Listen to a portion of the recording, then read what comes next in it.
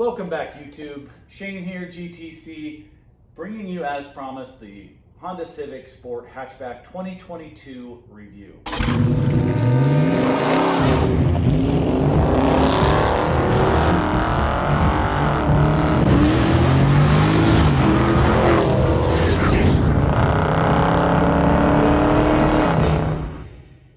Now, let's get right into this. We did take delivery of this about a month ago. Why did we choose this car? Well, it is the #1 selling in its segment, and I think it's the #1 rated, with the Mazda 3 being rated right below that. Now, that doesn't mean I just go out and look at the list and go, oh, I want the #1 car. We fell in love with this car right away.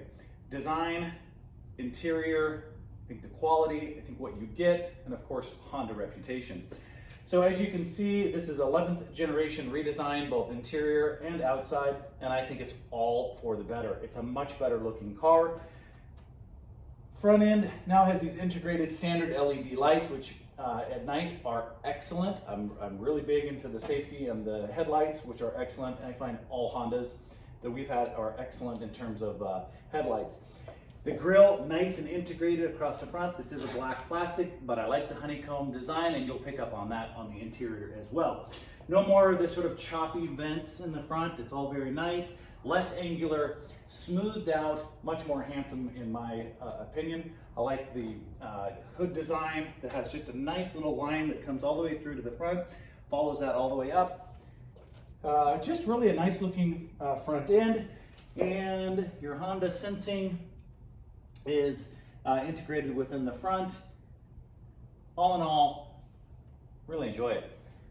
Now, coming around to the rest of the car, some of the designs that I think absolutely made this car stand out are the standard 18-inch black gloss wheels.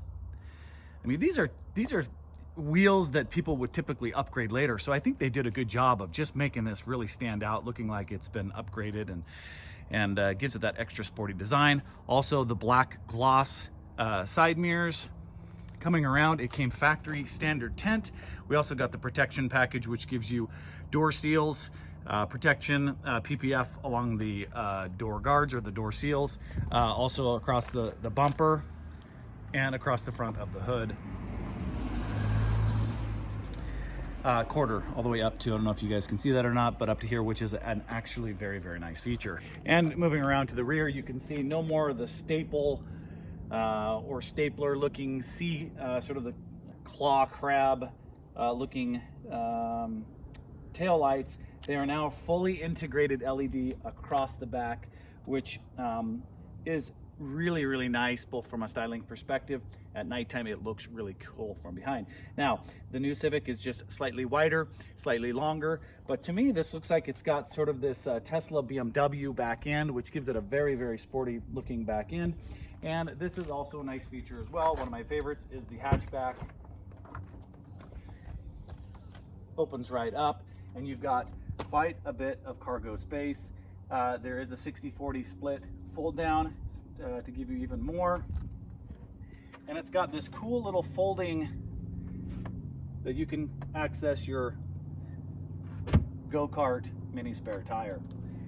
I think somewhere around 46 cubic feet of storage space in the back. Really nice. It is not an automatic, but it closes nicely, opens on its own. Has a nice quiet sound when you shut it. And now on into the interior of the 2022 Civic Hatchback Sport. Well done, Honda. I am impressed how you can get a car in this price range for what appears to be a very upscale cabin with some very basic features. Makes you feel like you're in a much more expensive car than what it really is. Looking over on the door, you do have cloth, but it's a nice feel to it. There is some harder plastic up here, but everything else is nice, soft touch on the dash. You have a standard leather wrap steering wheel, typical gauges.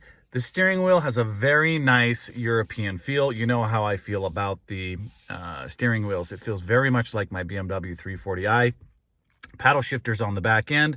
All of your standard features here, volume control, cruise control, standard safety features, nice impressive list. What I found most impressive was the dash. It does have this piano black gloss finish, which is not my favorite, but it looks real nice if you can keep it clean. I love this integrated sort of honeycomb dash where there are no vents, but these are your vent controls. Really slick.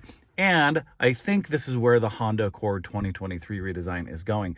The knobs feel very nice. They have almost this, I think this is a plastic, but it looks like a brushed aluminum. Has a nice little click feel to each of these. Climate control, air conditioning, USB down here, has your 12-volt out.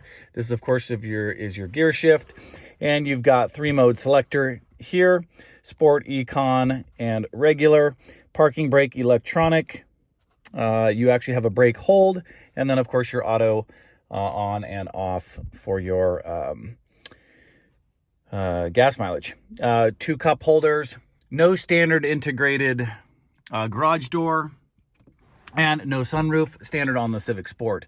But all in all, super, super impressed. Now, when you start to think about where they saved cost, they got away with it with no power seat, either passenger or driver. That is a bit disappointing, especially with all the other standard features. Seems to me like that's just a pretty basic feature for most cars these days. This is also not a color screen. I will show you here. This is your standard 7-inch display, which I find totally adequate. My daughter is thrilled with it. Here's your gauges. Very much like the Honda Accord. Left side is digital, right side is analog. In fact, it feels very much like my son's Honda Accord. Let's see if we can just go into the screen here and just show you what this looks like. There's your connect menu. So you can see grayscale, black and white, but it gives you everything that you need. She's had no problem. Connects with your phone, radio. She's got everything that she needs right there. It does come with a 180-watt speaker system, which actually sounds very, very nice. Now, as for the seating position, I do have the seat all the way back. I am almost 6'4". This is one of the things that impressed me the most. I have at least 3.5 inches of headroom. I actually don't need my seat back this far.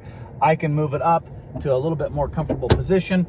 It does have manual telescoping steering wheel, but I got in here and this car feels much bigger on the inside, which is incredible. In just a second, I'm going to show you how I fit in the back, which is also very impressive for a compact sedan. Visibility is excellent. Slim A-pillars, B-pillars right here. A view out the back, even with a hatchback, is adequate.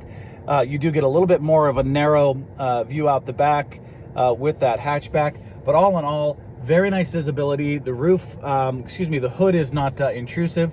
You can see out over the top of that. And I will tell you that the LED standard headlights in this are excellent. Now, this is me in the back. 6'4", sitting behind myself. Do my knees touch? Yes, but I could actually put my feet underneath the seat. Head is barely touching the back here with the sloped roof.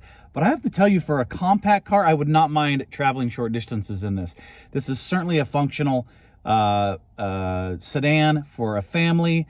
Not everybody is going to be 6'4", so I was super impressed with the rear seat back room. There is no center console fold down or armrest. But otherwise, nicely equipped back here. No rear climate control. You can see that they've cut some costs on that. Otherwise, everything looks really nice back here, and it's not a bad place to be. This is your standard key fob. Very nice compact Honda. It's got a nice little piano black on the back with an H. Push button start, as I said before. You go ahead and push it.